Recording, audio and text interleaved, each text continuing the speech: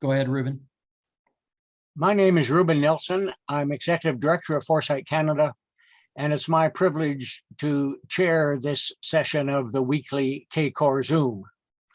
I want to begin by thanking CACOR for putting this weekly webinar series together.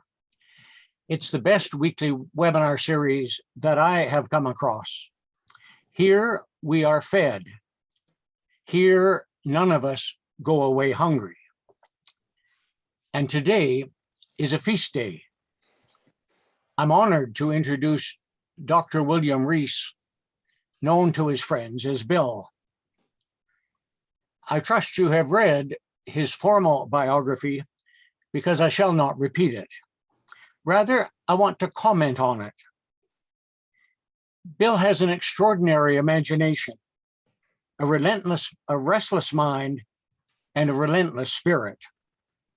He finds it easy to color outside the lines, to speak truth to power.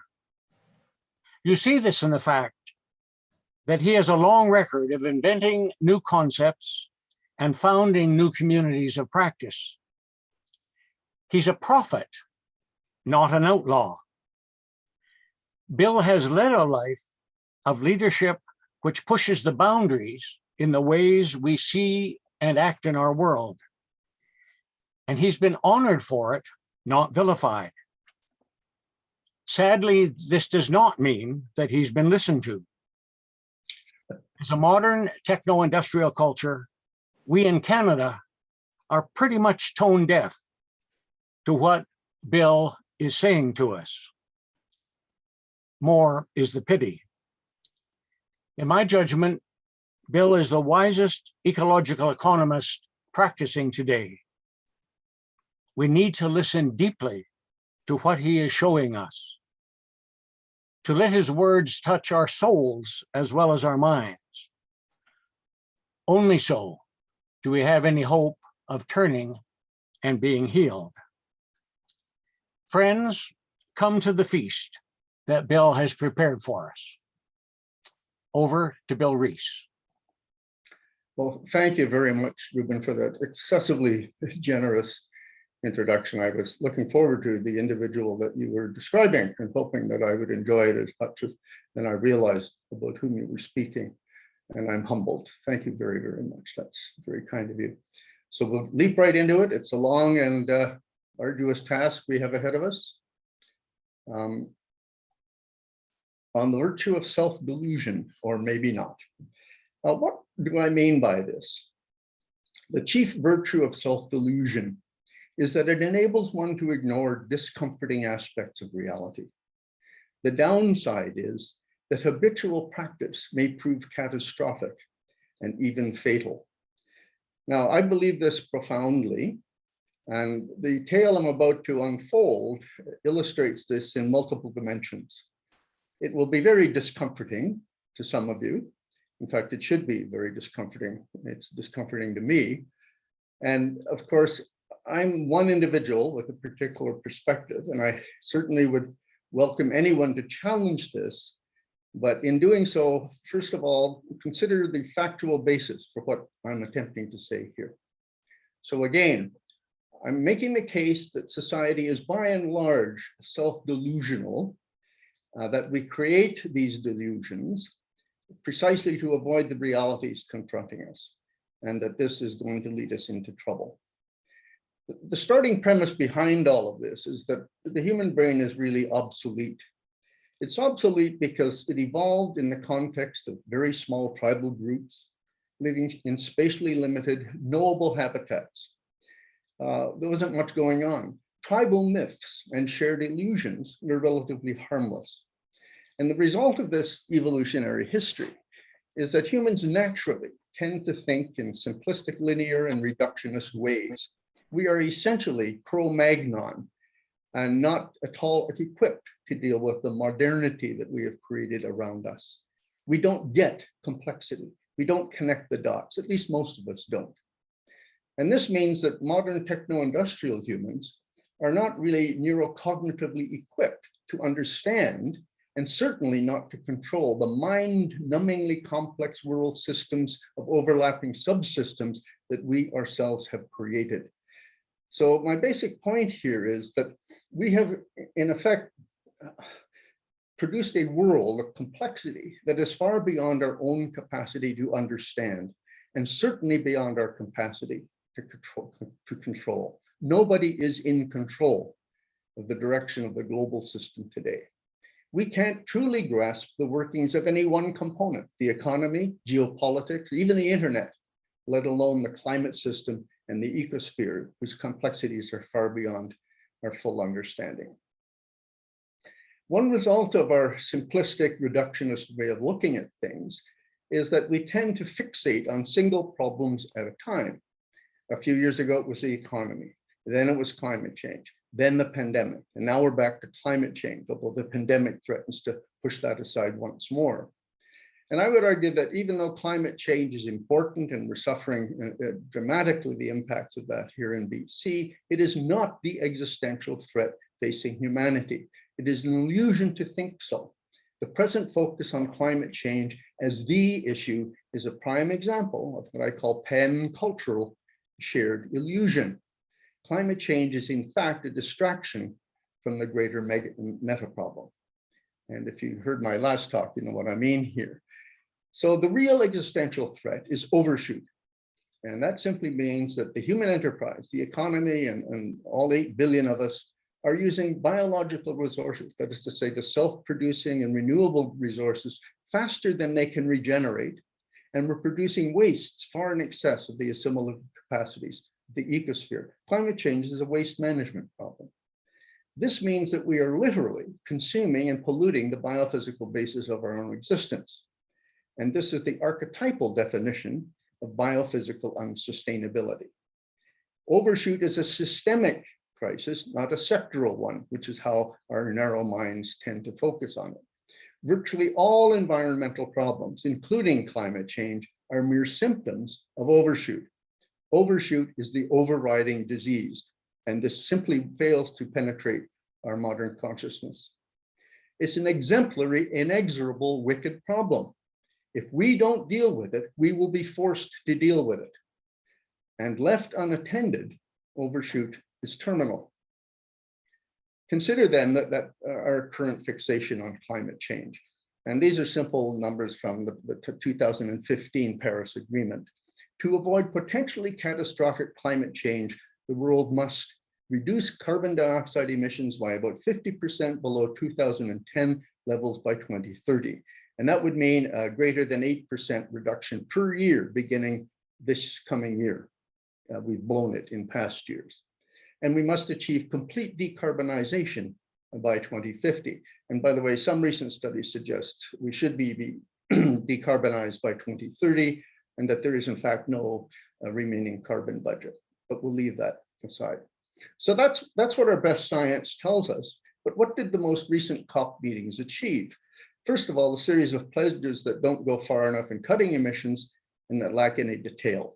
These pledges are voluntary and non-legally binding. There is no plan to limit warming to the Paris 1.5 Celsius degrees or even 2.0 Celsius degrees. Before the COP26 meeting, the world was on track for at least 2.7 degrees Celsius warming by century's end. The new commitments, which don't go far enough, could limit warming to 2.4 Celsius degrees, which every climate scientists agree is absolutely catastrophic. And this assumes that countries follow through. And of course, so far they have not done so. Meanwhile, by popular demand, we had all of the parallel meetings going on as the official meetings at COP were going on. Climate activist organizations, including Greta Thunberg and her followers, demand that the world rapidly slash carbon emissions, abandon fossil fuels, stop subsidizing the fossil energy sector, and transition to 100% renewable green energy. That sounds like a wonderful plan. And they are egged on by such simplistically delusional nonsense as appears in the academic literature. You can see at the bottom here, the source of this, it just came out a week or so ago. These are just a couple of quotes from the abstract. If solar, photovoltaics, wind, batteries, and hydrogen electrolyzers continue to follow the current exponentially increasing deployment trends for another decade, now notice a decade is 10 years, we can achieve near zero emissions energy system within 25 years. I'm not quite sure how to reconcile the two numbers there. At any rate, this is a contradictory arithmetic truism. Anything growing at 15 or 25% on an exponential basis over a few decades is just astronomically beyond belief. It's pardon me, a material impossibility, possibly also an economic impossibility. And moreover, the system that we're talking about here, that is supposed to appear magically over the next couple of decades or so, and all of the end-use equipment that currently uses fossil fuel, which would have to be rebuilt to accommodate electricity, all of this will be built using carbon-based fuels, fossil fuels, with associated carbon emissions, so that it's not possible to do this and wind up in a near zero emissions situation. Another quote, if non-energy sources of carbon emissions, such as agriculture, are brought under control, our analysis indicates that a rapid green energy transition would likely generate considerable economic savings while also meeting the 1.5 degrees Paris target. Now, again, young, impressionable minds will read this with great joy. However, there is zero possibility that non-energy sources of emissions will be reduced. They will increase, likely dramatically, because of overshoot, positive feedback such as expanding agriculture, deforestation, increasing wildfires, and melting permafrost. By the way, Canadian forests are now a net source rather than a sink for carbon dioxide. The alleged economic savings don't account for ecological and social externalities of the build-out that we're talking about, the huge ecological costs we'll look at it in a moment. And by the way, there is no possibility whatever of achieving the 1.5 degree warming limit. We'll also look at that a little later. Check out this paper if you don't follow my argument here. Now, what I'm really coming down to is that both the official negotiations and climate activism are two versions of the same modern techno-industrial society shipwreck. Governments, economists, and corporate interests strive to maintain business as usual by shoveling more coal and drilling more oil and gas for the engines of growth, while pretending to capture the carbon dioxide from the stacks by as yet totally unproved systems of carbon capture and storage. Meanwhile, most climate activists and Green New Deal aficionados strive to maintain business as usual, but by alternative means, by replacing the ship's fossil fuel engines with electric motors powered by wind turbines and solar photovoltaics. Both of these approaches assume minimal destruction and continuous economic and population growth. Neither approach acknowledges the fact of overshoot. Clive Spash, another ecological economist, has summed up this very well in an article a couple of years back, in which he argued that, this was after Paris, by the way, that disaster policy is being designed, and it doesn't matter from which side, to serve the capitalist growth-based or modern techno-industrial economy. So, in his words, the latter appears to become the solution to and not the cause of the problem.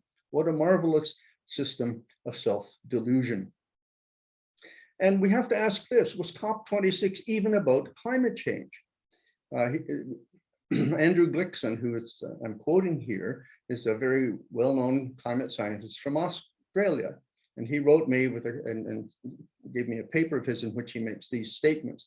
Climate scientists have been practically excluded from the COP meetings, dominated as they are by economists, lawyers, and politicians. To date, no address has been made by a leading climate scientist, leaving delegates and populations unaware of the ultimate consequences of even climate devastation.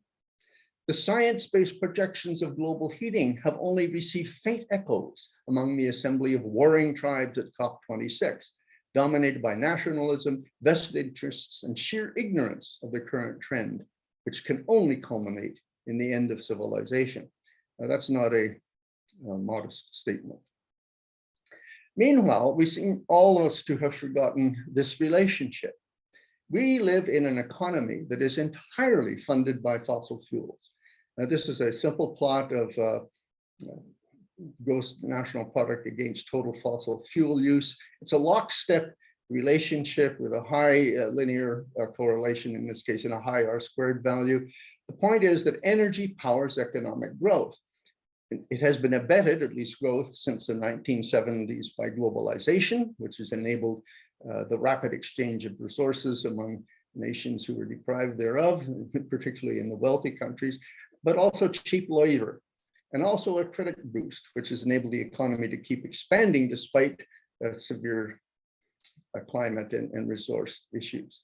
Here's another plot of the same idea, showing the correlation among nations in terms of GDP versus their use of oil in this case. Now, again, I want to emphasize that energy is essential for any real world activity or process. So our economy and way of life is based on abundant, cheap energy. All our food, all our construction, all our transportation, virtually all of it is based on fossil fuel.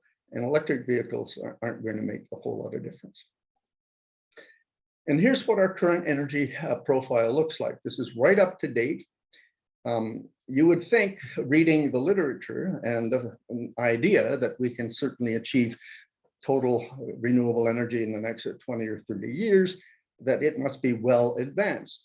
But the two major forms of renewable green energy, solar and wind, that's where about 94 to 97% of all new investment is going, currently constitute about 3% of global primary energy. Fossil fuels are still 80% or more. And by the way, if we leave out traditional biomass as used in many third world countries, this rises to about 83%. Again, abundant energy, currently mostly fossil fuels, is essential even to maintain the human enterprise. If we were to end fossil energy use abruptly, hundreds of millions of people, even billions of people, would likely die from food and other resource shortages, civil strife, and geopolitical chaos. Our agriculture is 100% sustained by inputs from the fossil fuel sector. And this is a trend that has taken place over the last century and will be exceedingly difficult to withdraw from without rapid major decreases in productivity and hence food shortages globally. Well, people say, again, what about green energy? I would argue, and again, if anyone wants references, I can certainly provide them, that at scale, wind turbines, solar PV panels, and hydrogen face numerous technological challenges. There are likely material shortages in terms of rare metals. Mining is expected to increase by 500 to 1,000% in many instances to acquire the required rare minerals to produce these new technologies. So there will be massive increases in mining and refining, all of which, by the way, involves fossil fuels, toxic wastes, and child and slave labor. The Uyghur crisis in China, for example, is an example of slave labor to get out the rare metals needed to produce the solar panels in China. The manufacturing and operation are ecologically damaging and socially unjust. There are major distribution bottlenecks, and we're seeing some of those right across the economy these days because of the disruption due to COVID alone. These new technologies require more space than many countries have available. They're impossible to scale up in any time, climate relevant timeframes. What I'm saying here is that even if they were possible to get all the minerals and all the investment needed to build up to this degree, it can't be done in the period we have left to avoid catastrophic climate change. And by the way, we call them green renewable energy, but they're not renewable. They're merely replaceable. The typical wind turbine has a life expectancy in use of 15 to 20 years, and solar panels 20 to 30 years before replacement or repair, at least, is necessary. And again, so far, these technologies all involve fossil fuels. Can't be done without fossil fuels. So there's another issue here. I've already mentioned the materials thing. This is a graph from the US Department of Energy and comparing the material requirements to build different equivalent energy machines. So solar PV and wind are among the highest. Natural gas on the far right is among the lowest. The point is, there's an order of magnitude difference in the material requirements for these different technologies. And then we look at some other things. to replace the energy output from a single 100 megawatt natural gas-fired turbine, which is about the size of an average house, and it produces enough electricity for 75,000 homes. This would require about 100 of the average wind turbines currently being installed in the United States. These are 2.75 megawatt turbines running at about a 33% capacity, which is a very high capacity for wind, actually. And they would occupy somewhere between 52 and 78 square kilometers, or 20 to 30 square miles of land to optimize their production. So that's an enormous amount of land compared to the land requirements, say, of a gas turbine. By the way, I'm not arguing for gas turbines here. I'm just saying that we're plunging into technologies without full awareness or consciousness of the material and spatial consequences. A single electric car battery weighing 454 kilograms, or about 1,000 pounds, requires the extracting and processing of 226,800 kilograms of materials. And of course, an extraordinary quantity of water, much of which is toxified by the processing of a single car battery. Now then, here's the discomforting another illusion that we don't acknowledge. So while we demand everybody drives electric cars, child labor is a major factor in producing them. There are 24, or rather 40,000 child miners in the Democratic Republic of Congo engaged in cobalt mining alone. These are major issues that we should be talking about. Then there's the question of the efficacy of these technologies in northern latitudes, such as Canada, most of Europe, Russia, and so on. So grid scale wind and solar PV are incapable of quantitatively replacing fossil fuels in more northern latitudes, such as I've mentioned. Capacity factor. This is the actual output of energy compared to the potential or nominal plate capacity of the machine. So if you buy a 1,000 watt solar panel in much of Canada, you'll get on average about 100 watts out of it, something like 10%, because of our extreme northern location, the fact that it's dark much of the winter and certainly at night. So if you want to have continuous 1,000 watts of power, you need to purchase 10,000 watts of solar panels, plus have massive storage or some other backup in order to conserve the power generated during peak periods so that you can use it when the system isn't working, which is 90% of the time. Capacity factors for wind are a little bit better. We get about 25% of the nominal capacity out of our wind towers in this country.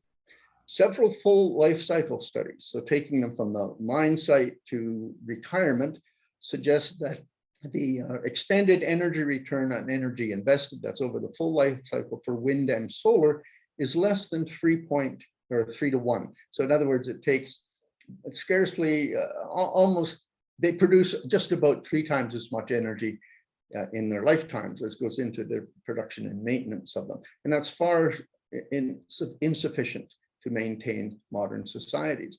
In fact, in many northern latitudes, solar may actually be a net energy sink. In other words, at the grid scale, we would put more energy into the construction and operation of the system than it will ever produce in its lifetime. Now, here are some real data compiled by Dave Hughes, one of Canada's top energy analysts for Midland, Ontario, during the winter solstice, December 20th to 22nd. The blue represents the output of the wind tower in question here, the wind towers. The yellow is the solar, and we can see at the bottom end of things, when both wind and sun are not shining, we're getting less than 2% of the nominal capacity we should be, or nominal output of these two technologies. The maximum is only 43%, that's combined. And we see then in general that the solar factor in that part of Ontario is only 11.4%. Wind is better at 31%, but the combined capacity of the two technologies at best is 21.5% compared to 70% if you're running gas. Moreover, we hear over and over again how wind and solar power are getting cheaper and cheaper and cheaper. That refers to the cost of manufacturing the panel or the turbine. When you put them in place and have to beef them up to connect to the grid and all of that sort of thing, According to the study cited at the bottom, the operating and construction costs for wind and solar in Ontario then are 326% higher than gas in actual power generation circumstances. So we can carry on looking at this kind of blockage. This is a testimony just last week before the US Senate Committee on the issue. And it's President Biden's pledge. So he wants to have a pollution-free power sector. Now, by that we mean just the electricity generation sector. But in 2020, the United States used 18 times as much primary energy from hydrocarbons as from wind and solar combined. The US generated 2,600 terawatt hours of electricity with fossil fuel. This is nearly equal to the output of all nuclear power stations on the planet, roughly equal to 3 times the output of all global solar installations, and it's twice the output of all the wind turbines in the world. And so by this testimony, it is not credible for the United States to build that much new nuclear or solar or wind capacity, and certainly not in the 14 years. So Biden is sharing a grand self-delusion or grand illusion with the American population. And by the way, we're talking here only about electricity, which globally and in fact in the United States is only about 19% of total final energy use. We still haven't, with this, considered the vast majority of our energy, which is provided by fossil fuels. These are some numbers that I've done using the most recent issue of the British Petroleum Statistical Review of World Energy for 2021, but using data from 2020, which was a year in which fossil fuel use actually fell by 6 or 7%. But even now, so if we talk about replacing 50% of fossil fuel use with electricity by 2030, so this would be again our target under the Paris Agreement, this would require that the world construct roughly 1.1 times or 1.2 times the entire present cumulative global stock of wind farms and solar panels every year in each of the next 9 years. Hear me? We've had 20 or 30 years of building up wind and solar. We'd have to do all of that every year for 9 years. In fact, 1.2 times that every year for the next 9 years. And these data assume that 1 unit of electricity is the equivalent to 2.7 units of fossil energy, because it takes about that much fossil energy to produce 1 unit of electricity. It also assumes that hard to electrify applications such as highway, diesel truck transportation, air transportation, and marine transportation can be electrified. It assumes that high heat electrical processes, which can't be so far undertaken using electricity, will be electrified, and so on. It also assumes there will be no growth in the demand or mineral supply problems. But this is in a world expecting 2 billion more people and a 50% increase in demand for energy by 2050. So again, I'm arguing that the whole program, as described here, is an absolute impossibility. Okay. There's another hook in this, and that is that wind turbines, solar panels, and related infrastructure, as well as electronic vehicles and all other machinery and equipment currently driven by fossil fuels, would have to be electrified and replaced. And most of these things are still manufactured using mainly fossil fuels. So even if 100% renewable electricity were viable, we cannot make the transition to carbon-free energy without burning vast quantities of carbon fuels. This alone would soak up much of any remaining carbon budget. And as I said, some climate scientists argue that there is no remaining carbon budget. And again, this is such a narrow keyhole to examine because there are many, many other demands on our energy supply. For example, I just picked one out of the air here. Urban populations, if you look at UN statistics, are expected to increase by about 2.5 billion people. That's 60% by mid-century. But cities are made of steel, concrete, asphalt, all of which are big emitters of carbon dioxide. So we're stuck with carbon fuels. So I'm arguing, in effect, that the 100% quantitative replacement of fossil fuels cannot happen in any climate meaningful time frame. It's an impossibility theorem. We're deluding ourselves to think otherwise. And actually, this is a good thing, because if our mainstream techno-industrial culture does acquire another abundant, cheap source of energy, we will use it in ways that continue to consume, pollute, and wreck the planet. That's what overshoot is all about. Overshoot is possible because of abundant, cheap energy in the form of fossil fuels. Replacing it with something else isn't going to change the fundamental problem. And that's why the beat goes on as far as fossil fuels are concerned. It's why governments are so reluctant to make the grand shift or to abandon fossil fuels. We can see that historically for the last, what have we got here, 60, 70 years, there's been a steady uptick in the use of fossil fuels. Coal has taken a bit of a hit because of the displacement in electricity generation, but we're still riding high on fossil fuels. And according to the US Energy Information Administration, as well as the International Energy Agency, this is what the future looks like in the base case scenario.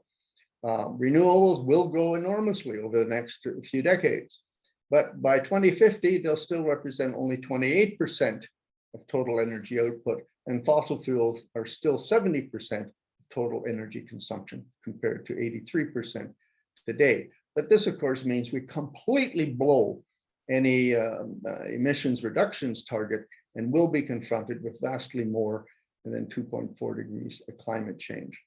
So what I'm arguing is that all the evidence suggests that global society's default position, the position we are in right now, certainly the position Canada is in, is that we're facing a future which is struggling to maintain economic growth at all costs and a growing population. We expect 2.5 billion more people by 2050, and we'll be doing all of this primarily using fossil fuel for the foreseeable future.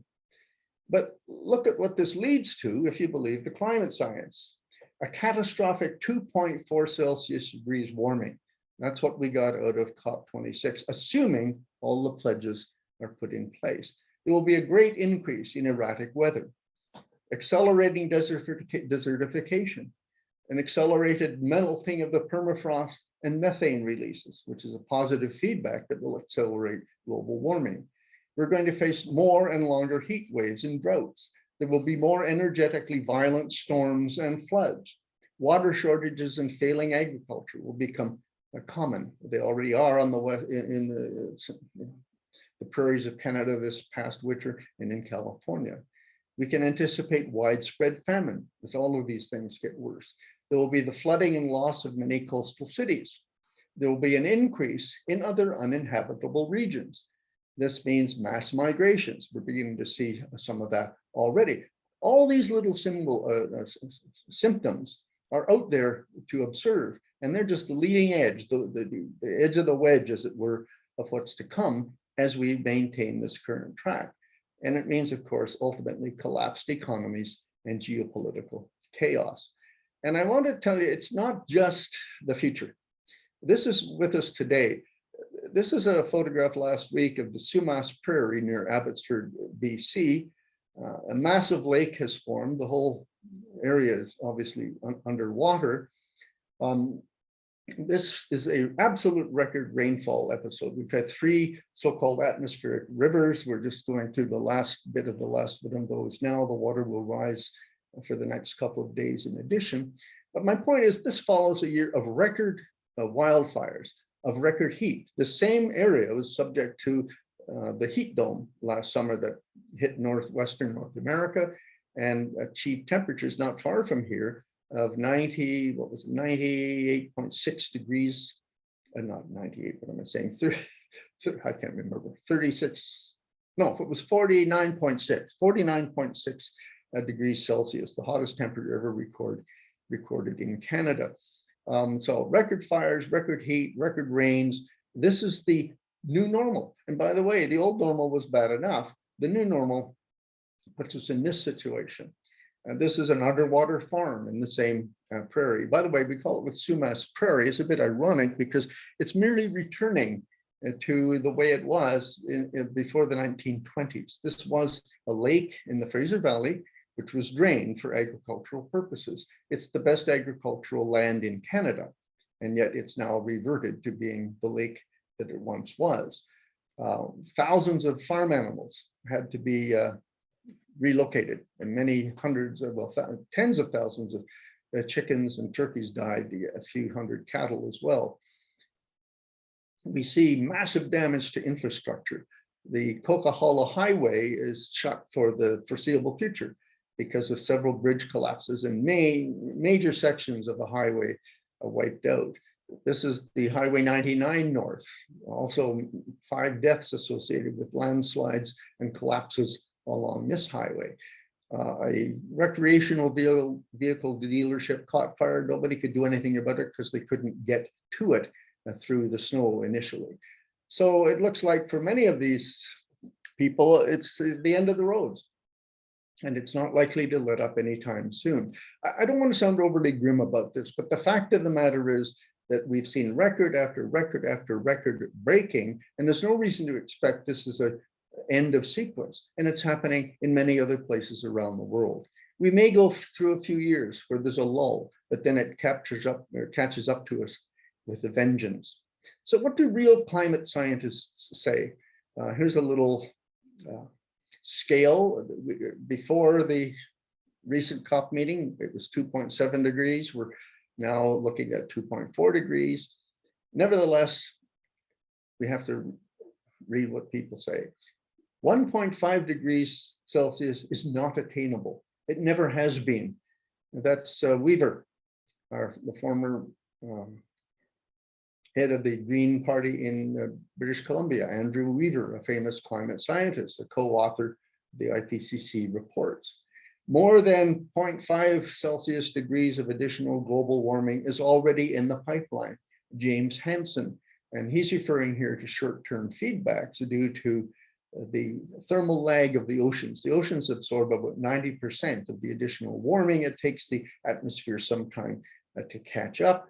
And just with that alone, we're going to see an increase beyond 5 or 0.5 degrees Celsius. We're already at 1.2 degrees Celsius. So add it up and we're well over the Paris minimum requirement. Schulenheber, the former director of the Potsdam Institute, Germany's primary climate institute. The Earth system's responses to climate change are nonlinear, or appear to be nonlinear. If we venture far beyond the 2-degree guardrail toward the 4-degree line, the risk of crossing tipping points rises sharply. Well, we're on that track. And a tipping point means that the system flips over into a new domain of stability, and we see runaway climate change with no way of reversing it. So Glickson, unless civilization moves to a warlike footing to reduce carbon emissions from all sectors and to sequester greenhouse gas levels, large parts of the Earth may become, I will say, will become uninhabitable, including perhaps even the Fraser Valley that we've just seen destroyed. So what if we actually got serious about climate change? Never mind for the moment, the time being, the overshoot problem. What if we got serious about climate change? I would argue that trying to reverse climate change by focusing on climate change will not fix either climate change or the real problem, which is overshoot. Climate change is one symptom of overshoot and can be best addressed by ending overshoot. Overshoot can only be addressed or fixed through absolute reductions in energy and material consumption. So prepare yourself, if we get serious, for massive cultural and lifestyle changes. And here's something almost everybody seems to forget. We take abundant cheap energy for granted, but simply 1 barrel of oil is the energy equivalent of 10 years of human labor. And even after the conversion losses due to thermodynamic inefficiencies, 1 barrel of oil is 5 years of human labor. Apart from hydro and nuclear electricity, 96% of the labor in human economies is done by oil, coal, and natural gas. This means that each North American has the equivalent of 200 to 500 energy slaves. 200 to 500 people working for us full time to produce the goods and services that we take for granted. So if we rapidly abandon fossil fuels without a substitute, who's going to do the work when most of these energy slaves retire?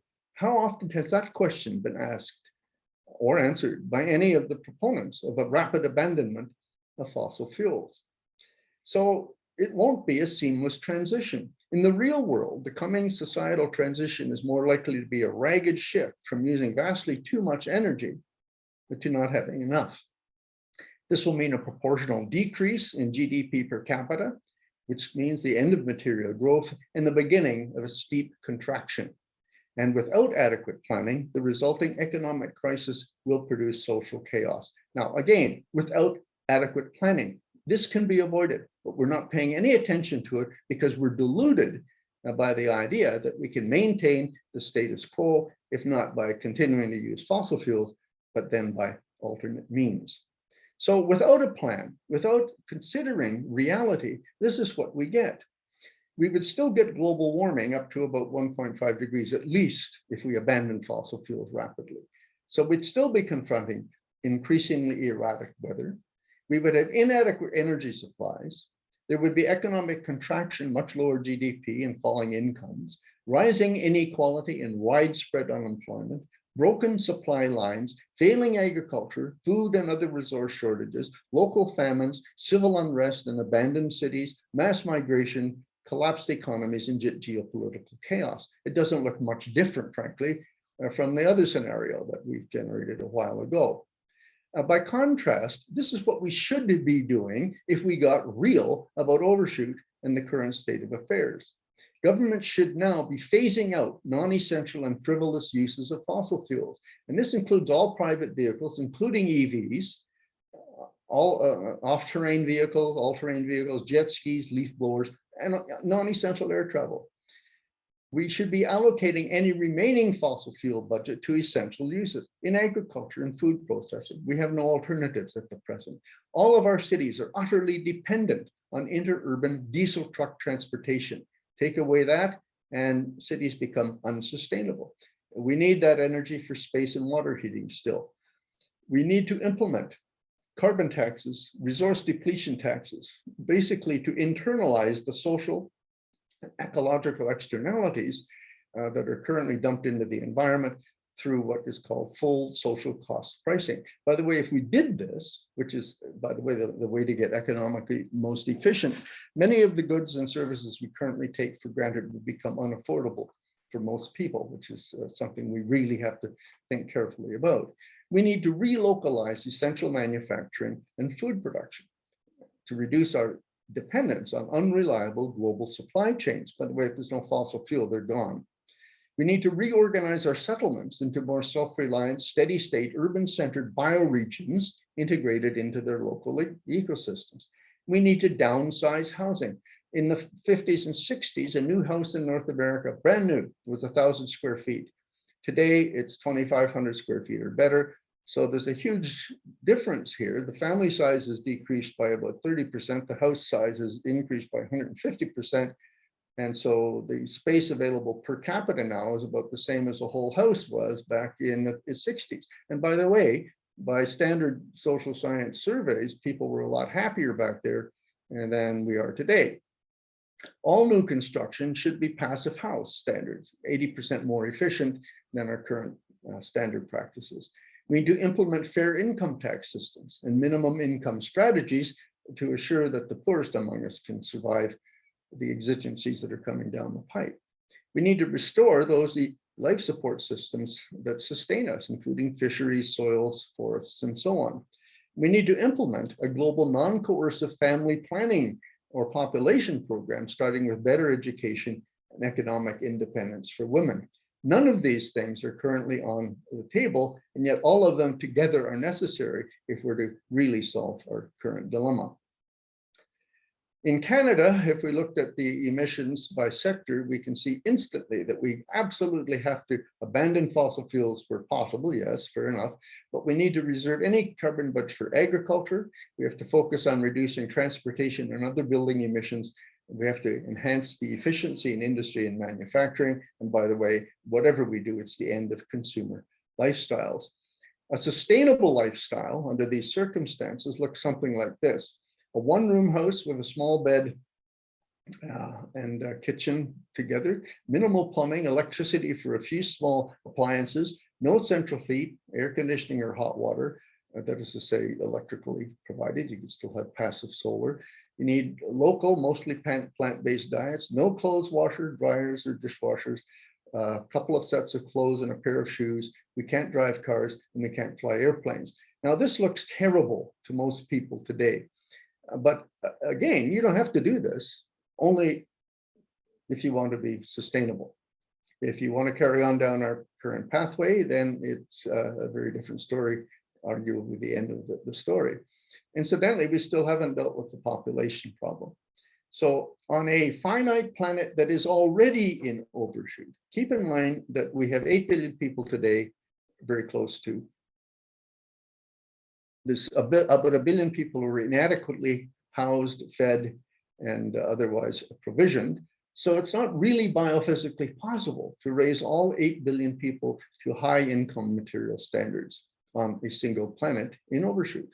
The only way to achieve a just sustainability without reducing population is for all of the impoverished people to remain poor and for the wealthy to join them. Now, this is very controversial, but we can demonstrate that this is the case. Well, for example, I'll briefly cover it here. About a quarter of the world's people today have assimilated or absorbed most of the carrying capacity of the planet. That's why we are in overshoot. We're about 73% over the top.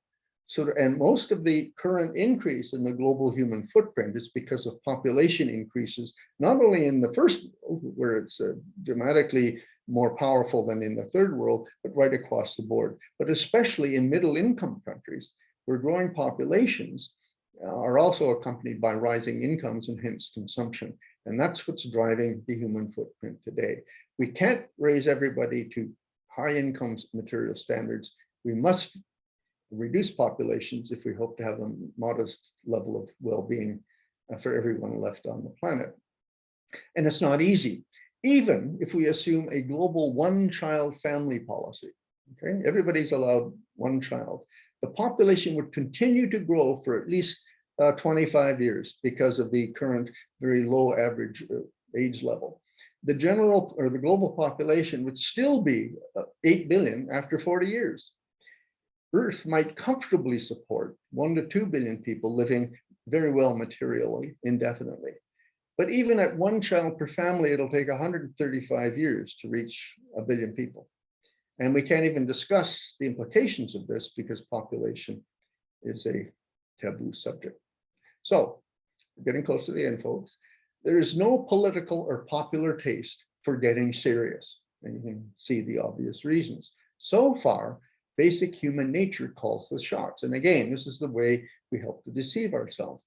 Humans are natural, social, spatial, and temporal discounters. We have an innate tendency, we're born with this tendency, had high survival value, to favor the certain comfortable present, our home communities and close relatives and friends, over uncertain future threats, distant places, and complete strangers. And if we're driven by that kind of innate motivation, then of course we see that we're far more willing to save the economy, our natural, comfortable, and present situation, and down with the environment. It doesn't help that this is the post-truth era. Whoops. How do I get back to the previous slide?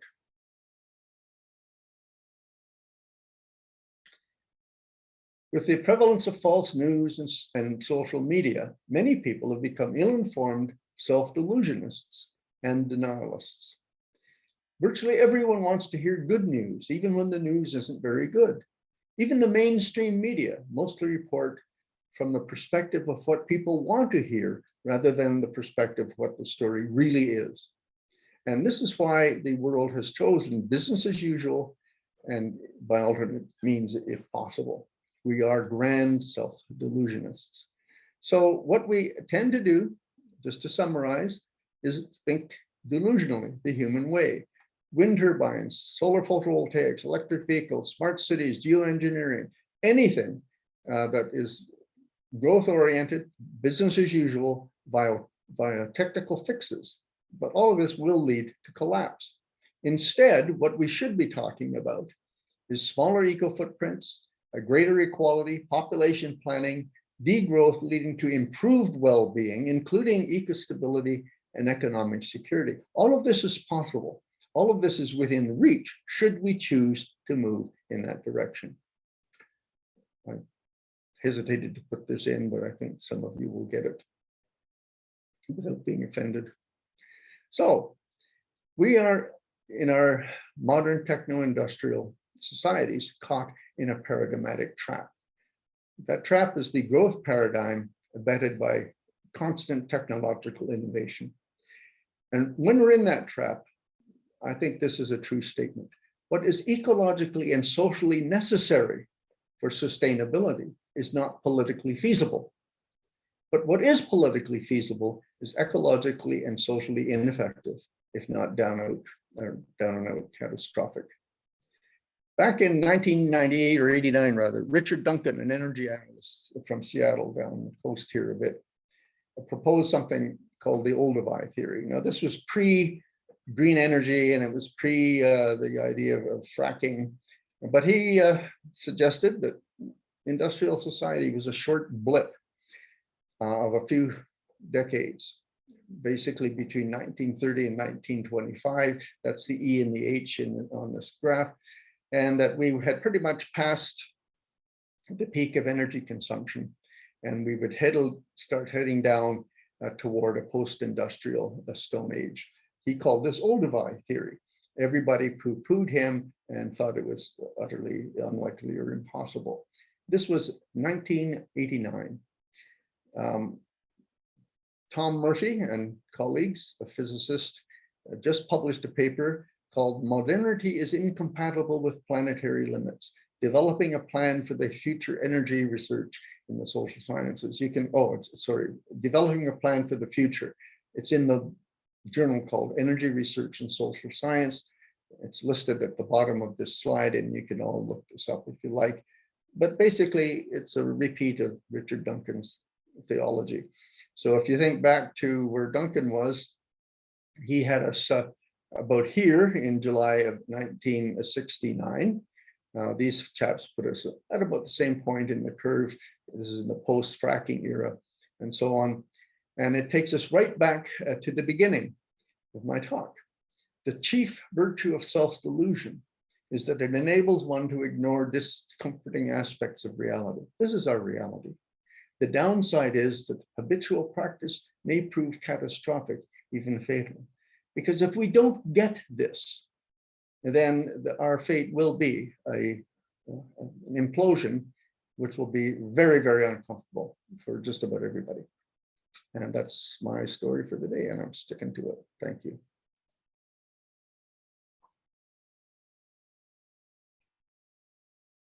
Anybody there? You bet. Ruben, you around? I am here. I want to invite you to just sit in silence for a minute and absorb what you've heard and pay attention to what it is that's stirring in you, that is stirring because of what you've heard.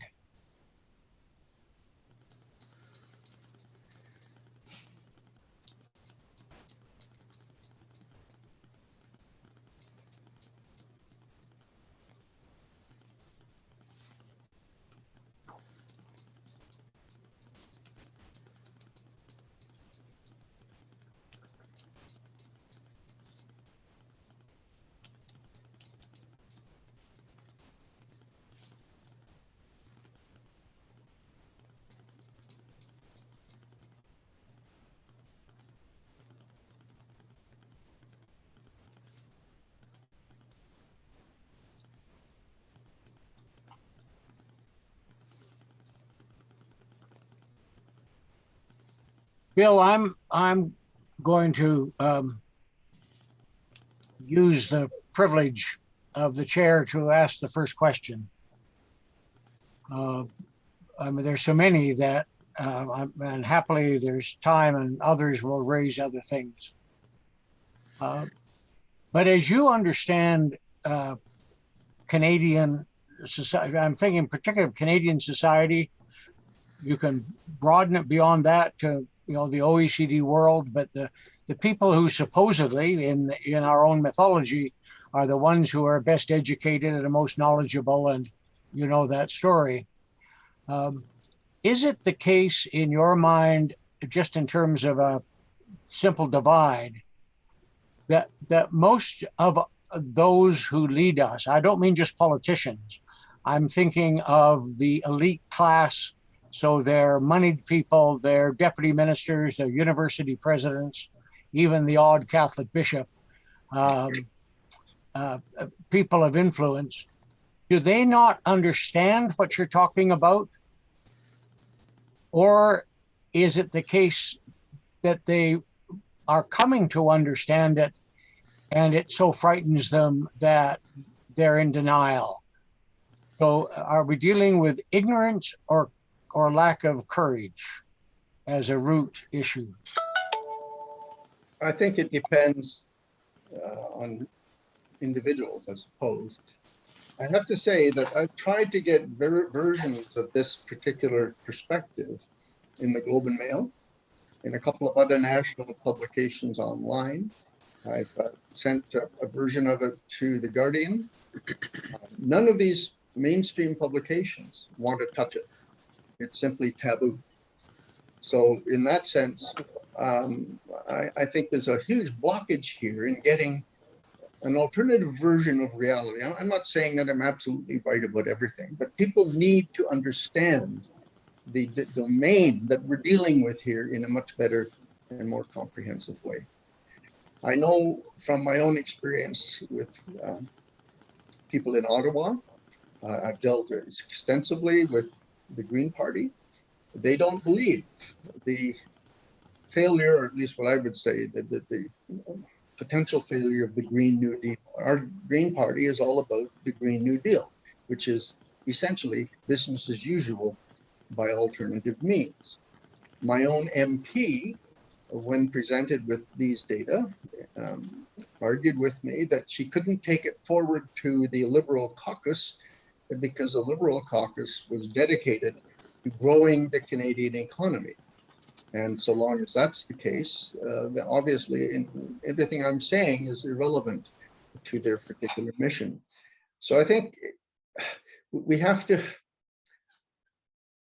accept that we're in a situation that is almost impossible to penetrate because of the power of this self-delusion. That's the whole point of this exercise that I've presented with you today, that we're so wedded to an optimistic view or vision of the future that we're not even willing as a society to contemplate that there may be something else going on here. Now, I think neuroscientists understand this.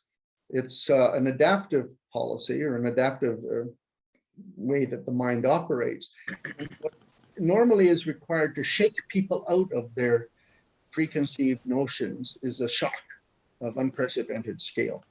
And I think the people of the Fraser Valley have received that, but it may have to happen to Ottawa or Canada or the world as a whole before sufficient numbers of people are willing to accept that the track we're on is a fatal one. There's an article, by the way, right yesterday in Scientific American called "The Human Species is Due for Extinction," and it's kind of on these lines. Thank you. John Meyer, you have a question, and John McClintock, you'll be up next. So I didn't give you much notice, John Meyer, but if you would unmute yourself and put yourself on camera. Okay, consider me unmuted. One note, at an energy currency conference in Split, probably 12 or 14 years ago that I presented at this offbeat theory, my seatmate, his presentation was on the capacity of the human mind. And he looked at all the issues we have to deal with, the amount of information we have to memorize, hold in memory, and the amount of processing power we have to be able to work out solutions. And he built this down. He did this all mathematically and demonstrated that we are vastly under capacity. The human mind, it's not so much obsolete, it's just that it's completely overwhelmed by the problems in front of us. Now, I felt really stupid for the last 2 or 3 decades as the problems that we face became more and more apparent. So that's why I like simple things. And I like energy because it's a nice, simple, quantifiable issue, even if it's a very difficult problem. And I see electrification of the society and the use of low-grade energy, which is heat, as being critical. But it would be a first step. I don't think we can do everything at once. It's going to have to be some kind of, although we need to do everything at once, it has to be some kind of a stepped program. I like energy because it's easily quantifiable. What do you see? What is a linchpin of the order of steps we have to take that will set everything in motion? Well, I think I lay that out in one of my slides. And it is, we have to, first of all, recognize the circumstances of the situation we're in. And we're simply not willing to do that for all the reasons you stated. And I guess my second slide said that the human mind is not capable of grasping the seriousness of the situation. But if a few of us, well, I don't want to flatter myself or all of you folks, but let's assume we do think that we're in a desperate situation, then clearly right now you should be rationing fossil fuel to those essential uses for which there are no immediate substitutes, and food production is one example. We should be taking every measure possible to reduce our need for energy. I think the passive house, you must be familiar with passive house construction, is actually developed at the University of Saskatchewan, taken to Europe and then put into a building standard. But it means that we can now, and there's several of them being built here in Vancouver, construct housing and small buildings that are 83% more energy efficient than the standard building code requires. In Canada, you could heat a home in Saskatchewan in the middle of winter with a couple of candles, for example. So these things are possible. And they might cost 5% more in the upfront cost of the house, but nobody wants to pay that, so they don't. You see, that's this discounting problem of the human mind. Better to enjoy the short-term benefits of low-cost housing than the long-term benefits of survival by taking the painful steps necessary to ensure the latter. So yeah, we're in a hell of a mess. But if we follow that list of things that I talked about in that slide, beginning with conserving our fossil fuel for essential uses, we could pull this off, but we're not willing to do it. I see no evidence whatsoever of our willingness even to discuss that this is a problem. I've contacted every single major environmental organization in Canada that is on the energy and climate thing, and they won't listen to any of this. It's all about the Green New Deal and the unlimited potential of abundantly cheap electrical and wind power in Canada. Yeah. That's what they believe. And so we carry on down that mythic route. Yeah, I think monetizing, making our monetary system energy and sustainability resource rational would go a long way to doing this, but we're a long way from that because it doesn't enrich the people who are getting rich now off growth. That's a big problem. Anyway, thank you. That's, by the way, that is a huge problem. The fact that, you know, that we have enormously powerful vested interests who have literally trillions of dollars invested in the current global economy.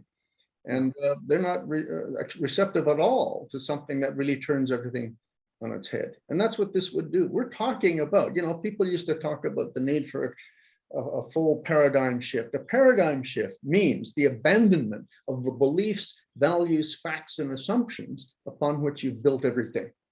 And if we shift our paradigm, then everything we've done in the past becomes suspect, at least. So we need to go a different route. And so far, we're unwilling to entertain the serious thinking and actions that would be required to go that different route. But we can't even handle climate change, as somebody in the chat mentioned. Look at the utter failure of the COP meetings. Yeah. Well, also our elite got rich in doing certain things and being the clever elites that they are. Mm-hmm. They own the media. Oh, and so they do control the conversation. Anyway, thanks very much. You're welcome. John McClintock, and if I could invite you not to engage in an ongoing conversation with Bill, but to ask as much as that's tempting, but there's lots of folks who want to ask questions. That's my John fault. McClintock and Minimal Ministry, you'll be up next. Well, Bill, I'm Irish and I'm speaking from Belgium, where it's the early evening, and I agree completely with your prognosis, and that a huge cultural shift is required, and also a huge decrease in consumption of fossil fuels.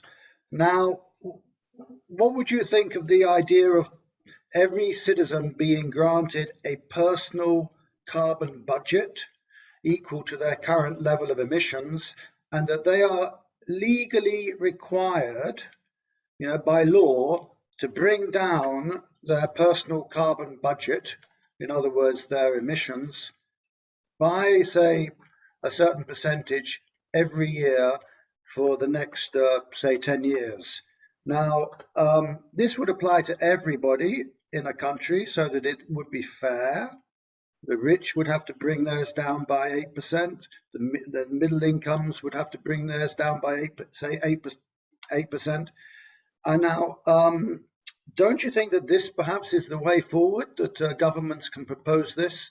And at least over here in Europe, it would probably receive a fair hearing and receive quite a lot of citizen buy-in, because everybody would be required to make the same effort to achieve the same collective ambition. Thank you. Yeah, thank you for an excellent question. I guess my concern is that you're placing a huge amount of responsibility on individual shoulders and an enormous administrative burden in monitoring this whole process. How would one possibly track the individual actions of millions of citizens in sort of serving this particular goal? So I think that's a huge barrier. There's two elements to that. The second point I'd like to make is that in general, the heavy lifting has to be done from the top down. So that if we want to constrain our use of fossil fuel, it might well be the best approach is to say, all right, we know, well, we don't know, but let's say we think that this is the carbon budget that's allowable. We will not allow at the top end more oil or gas to be produced than would meet that budget. Then let the market decide how to allocate that very restricted quota to various uses in society, with the exception of those vital uses that governments would have to direct a minimal amount of energy toward. So the price for energy would change dramatically in the marketplace. It would mean, of course, that the very poor would be disadvantaged. And so another program that has to be implemented from the top down is the minimum income strategy, to make sure that some people aren't left completely out in the cold. But the bottom line is this: the heavy lifting, those kinds of policies that would make a big difference, are done in the collective interest from the top down, with assistance from the market and other programs that equalize the impacts. Leaving it up to individuals is, I think, just not on in the time frame that we have at hand. Well, if I can have a supplementary question, it wouldn't be left up to individuals. It would be a legal obligation that everybody cuts their emissions by the same proportion every year. How do you enforce that? Who's going to? Well, you enforce it. It just becomes the law, just like you enforce speed limits on the road.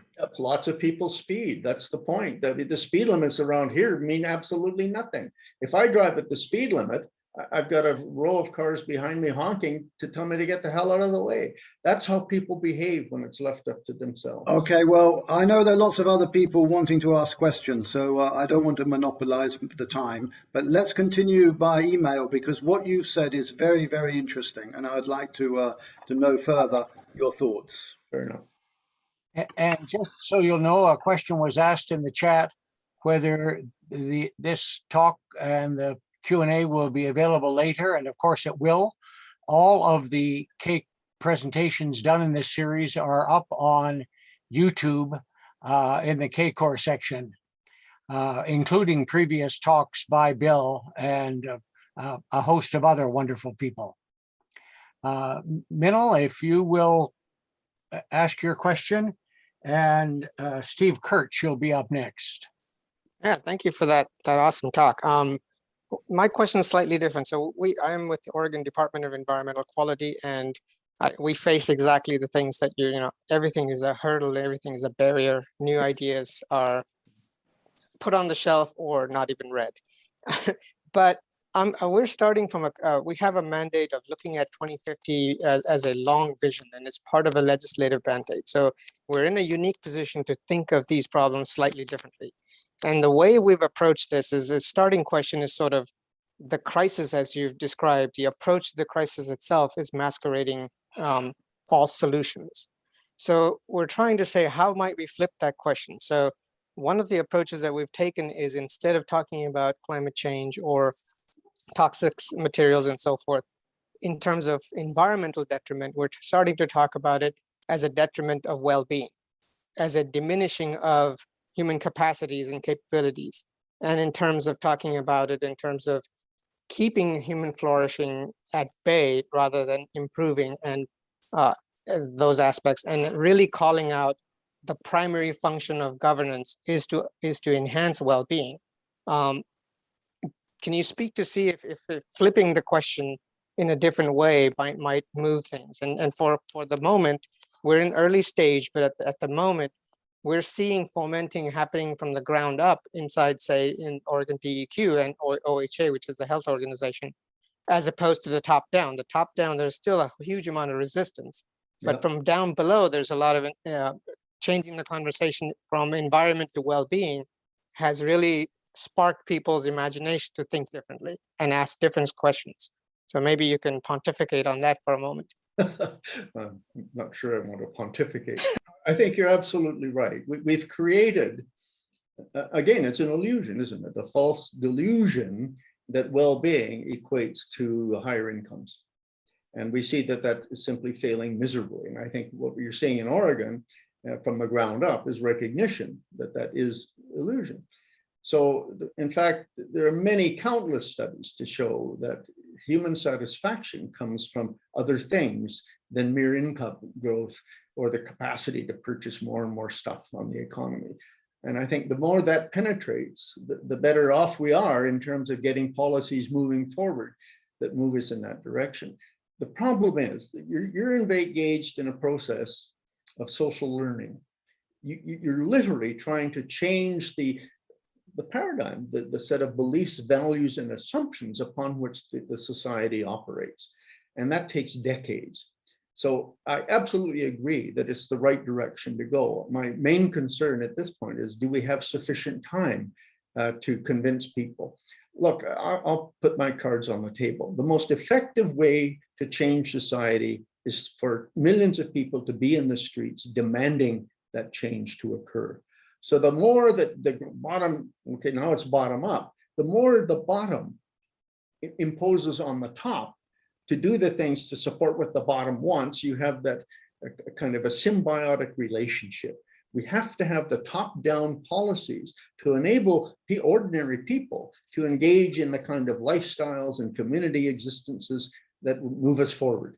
So it's neither top-down exclusively or bottom-up exclusively. They have to come together in some way. Democracies only work when you have a politically engaged, intelligent, well-informed population insisting that their politicians act for the common good rather than, say, the corporate interests. And the corporations, since the 1970s, have attempted to convince us, in North America in particular, that the corporate interest equals the individual interest, and that's simply not the case. So well-being, human well-being is the key to all of this, and not mere growth of incomes. So thank you for that. It was a very excellent question. Thank you. Steve Kurtz, and Anita, you will be up next.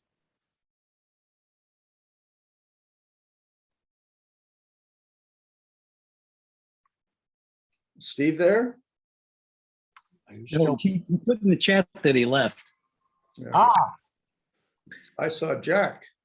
I Yes. don't see him on the participants list. don't see him. Okay, Anita, if you can unmute yourself.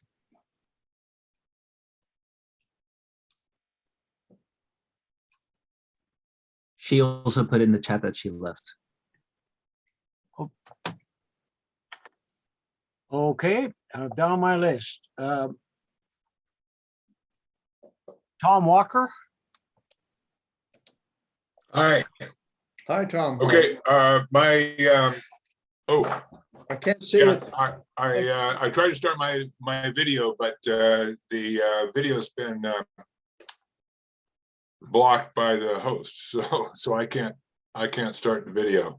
Oh, there it goes. There it goes. Tom, There there's, I am. Yeah, okay, so Yeah.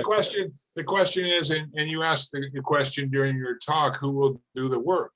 So I'm wondering if one of the really fundamental changes that has to take place is a transition away from the wages system, the sort of free labor and the employment of people in order to make profits for capital, so on. And if we're making that transition, what kind of a new organization of work might be appropriate?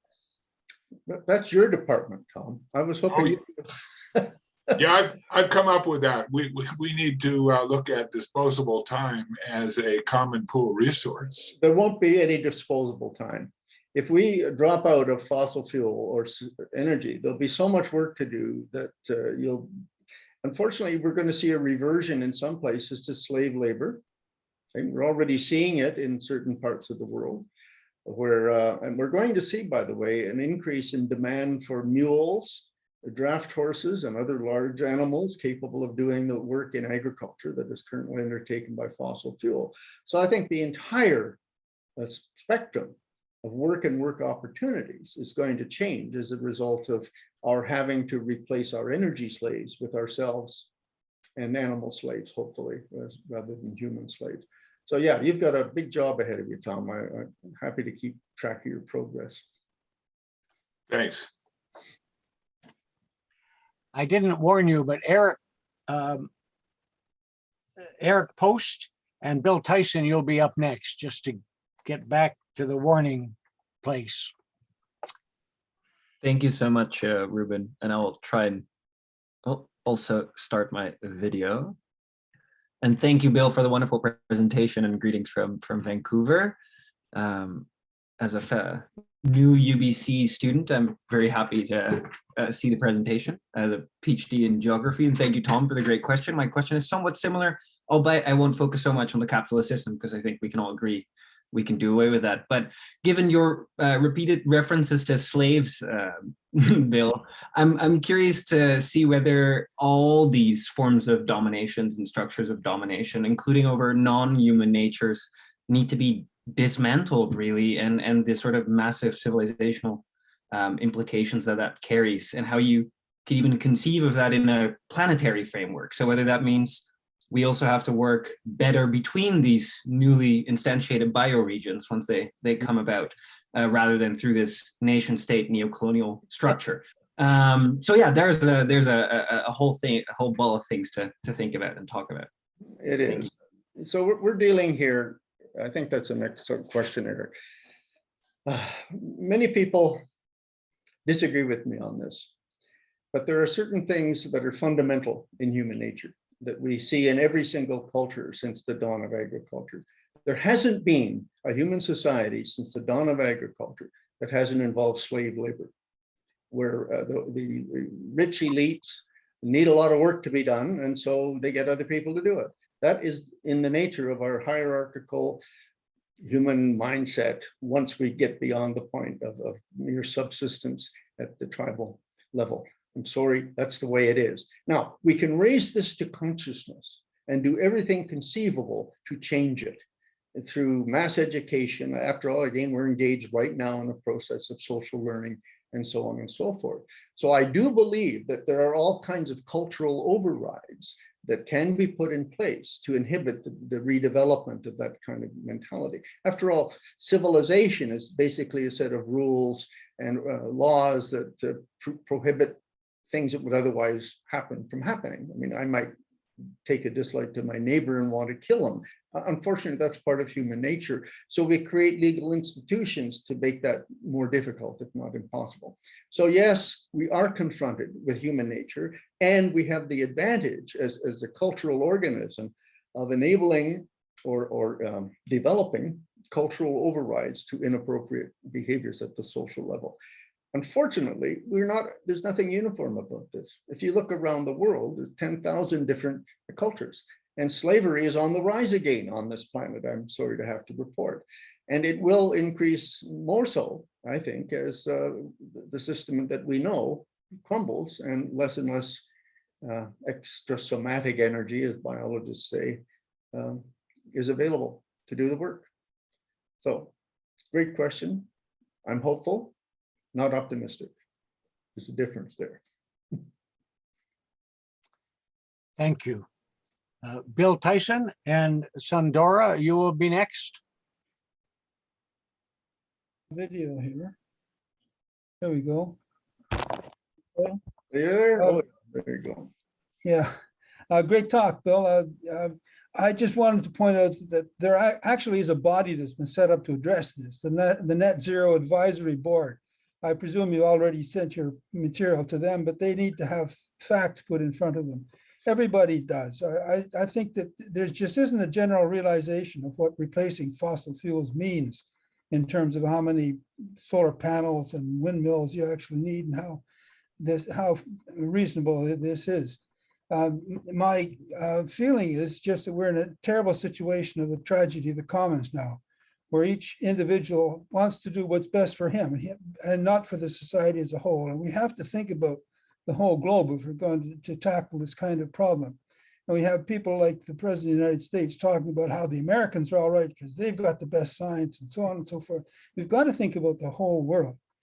And unfortunately, democracy just isn't set up to do that. I can't see a government getting reelected telling the people that they have to tighten their belts and constrain and so on and so forth.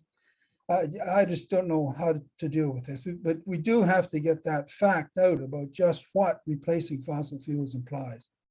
Thank you. I think that's an excellent comment, and I think you've essentially agreed with much of what I've said. Again, it underscores the fact that the human mind is not capable of dealing with the modern world. It is too complex, too diffuse, too fractionated, too politically diverse, too religiously diverse to think in global terms. And we just are stymied by our own inadequacies in confronting the very circumstances we ourselves have created globally.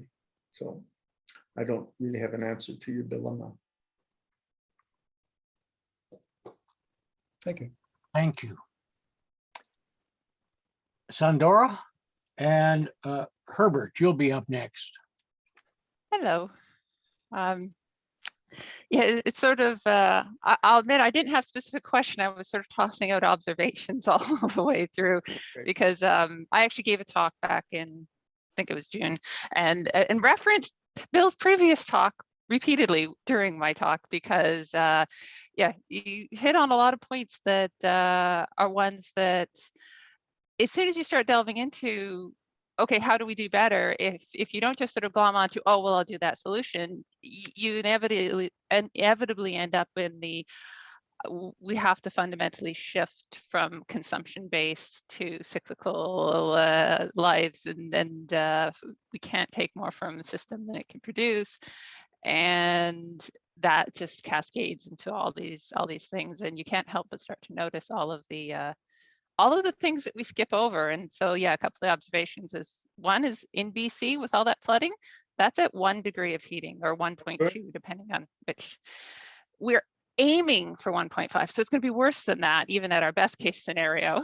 And we're shooting way beyond that. And my background is working in horticulture, and all of that is, yeah, there's soil issues, there's ecosystem depletion, all of these things that we're just not, that are even beyond climate change, their consumption of systems. And so I've really been delving in more and more to what are the skill sets, what are the things we need to learn as people to actually live differently, because I think that's in some ways the most terrifying thing. There's a lot of people who actually are like, oh no, I agree, we have to change.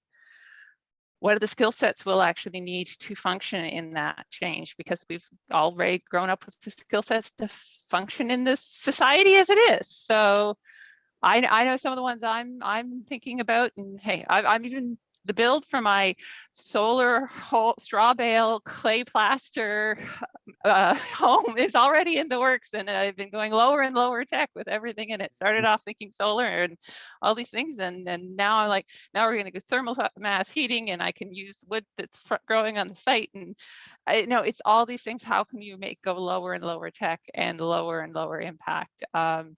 But there's skill sets around that. So are there any particular skill sets you're like, okay, these are the things people actually need to know to function in this way, in the lower pressure space, the lower consumption space? Well, again, an excellent question. Well, what you're doing sounds to me to be pretty much what we should be doing. It's, I think, look, what did Yogi Berra say? It's difficult to make predictions, especially about the future. We don't really know how things are going to unfold in any detail. So to say you need this or that, or whatever skill set, is almost a futile exercise.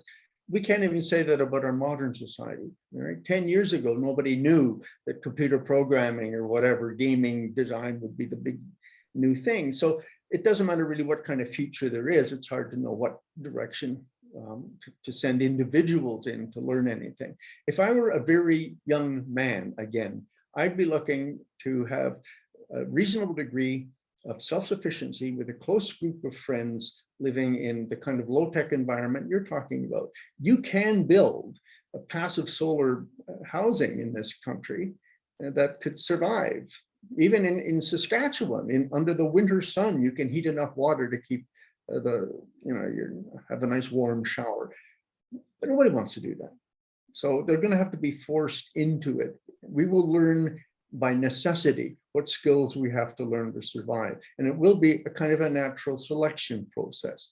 Those folks who do it well will survive. Those who don't are going to have a much harder time. I think people who still live close to the land are better off right now than those of us who are tied to all of the things that cities provide, for example. Cities are enormous parasites on the landscape. And I don't think a modern city will survive this century if we have to abandon fossil fuels. So what are you going to do with all those millions, indeed billions of city dwellers when they have to return to more self-sufficient lifestyles away from the urban environment? I don't know. But we've got to start thinking in those terms, or it's going to be an absolute chaos. So you're on the right track. I agree. But by the way, you really triggered another thought in my mind. Right now in BC, we're seeing communities pleading with governments to bail them out. Okay. Now, these are the same governments who've just spent 2 years bailing them out of the pandemic and bailing them out of the summer heat. And the point will come when all of the reserves and resources of society are needed simply to maintain the status quo. There will be no surpluses for the disasters that follow. We're already stretched to the limit. The governments are bankrupt dealing with the coronavirus.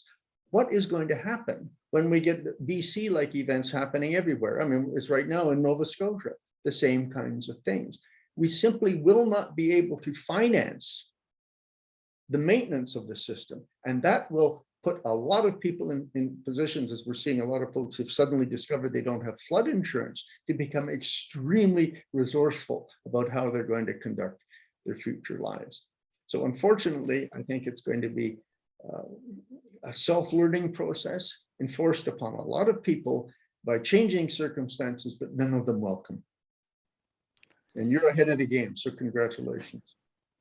Well, I'm also in a slightly privileged position that's letting me do this. But actually, the one other interesting thing is, I think something that could actually help would be to help people get ahead on this skill set is there's an incredible number of people who actually want to be doing this, and our land use laws prevent so much of it. When your average farm in Manitoba is 1,600, and I forget if it's acres or hectares, but that's the average. Yeah. And so there are people who would get together with the funds and actually buy a piece of land of that size and actually do all these regenerative things and the solar housing and all of that and do the community building, but it's illegal.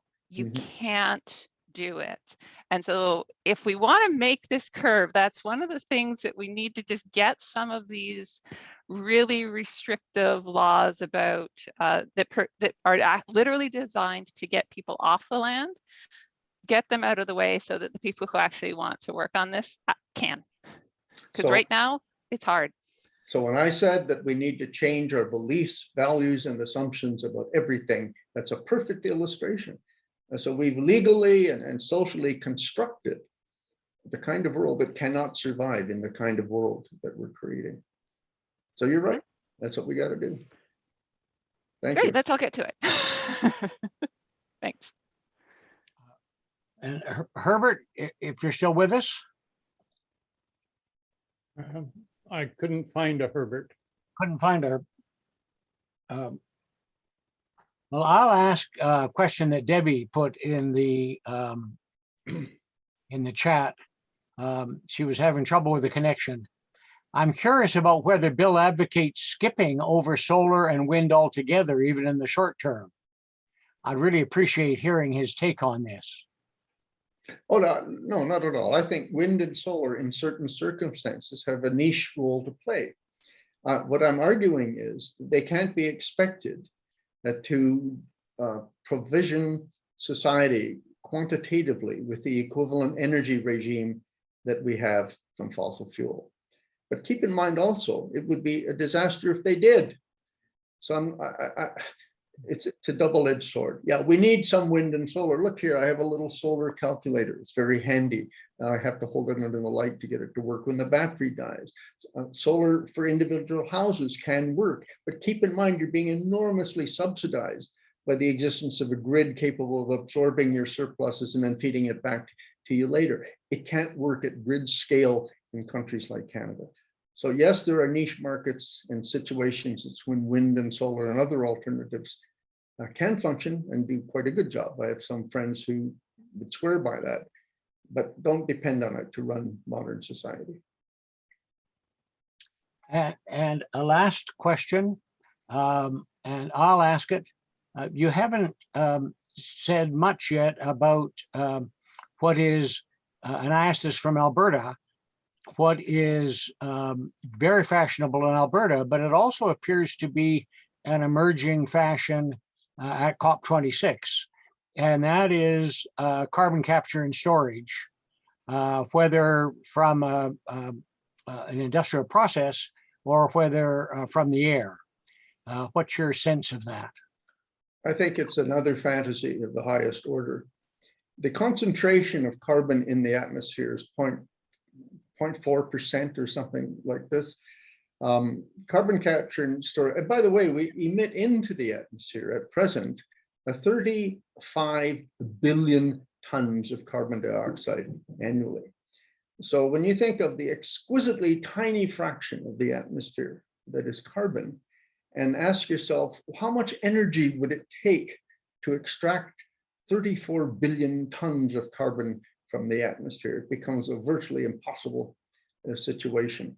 Certainly not. By the way, there's no proven example, except on a very small scale, that carbon capture and storage works, especially not from direct air capture. There's a big plant up here, up the valley, not up the valley, up the Howe Sound near Squamish, that claims to be the biggest plant in the world. I think it takes 1,000 tons a year or something like that. Well, that's a tiny fraction of 1% of what's emitted. We'd need millions of those plants to do the job, and we don't have the time to construct them. And by the way, I'm not sure they don't use more energy than is available to do the job. I just don't put much faith in that concept at this time. Thank you, Bill. You have met the expectations that many of us who know your work had of you, and we are thankful For those of you who did not have an opportunity to ask Bill a question, or if you just want to stay around, when at the close of this tape, which is shortly, feel free to hang around for a bit and engage in a more free-flowing conversation. But thank you, Bill, and we'll do this again. Thank you very much, Ruben, and thanks everyone for your patience, and it's a pleasure. Over to you. Thank you. And it is my distinct privilege and pleasure to be able to thank you, Bill, on behalf of the Canadian Association of the Club of Rome for an absolutely fascinating talk. It was wonderful to actually hear somebody address the really big elephant in the room, in my opinion, and that is the human population. You know, you can talk all you want, but if you don't get the population under control, we have trouble. So again, I would like to thank you for another wonderful presentation, and I hope you feel pleased and will come back and give us another one sometime. That would be wonderful. Thank you. Yes. For those of you who are still online and are not familiar with the Canadian Association for the Club of Rome, we do have a website that I have put out onto the chat line where you can go and find a lot of information, especially if you go to the Stay Informed part, where you will be able to get information about new updates on the website, new speakers coming on, where you can actually find the video of what will be Bill's talk put up in the next couple of days. So that information is on the website. Also, if you care to join CACOR, you can come on at the CACOR website and join, and that would allow you to be involved in some of the more detailed discussions that our CACOR members go to. We do more than just videos, but it's a wonderful group to belong to. So I would really hope that you do that. And if you do just go to the YouTube site to look at the various presentations we ask you to subscribe. It allows us to do things a little more efficiently. So with that, and our plug for CACOR, I would like to thank you very much again for a wonderful presentation. And Ruben, thank you very much for encouraging Bill to come on and to run a great discussion session. Thank you. Thank you.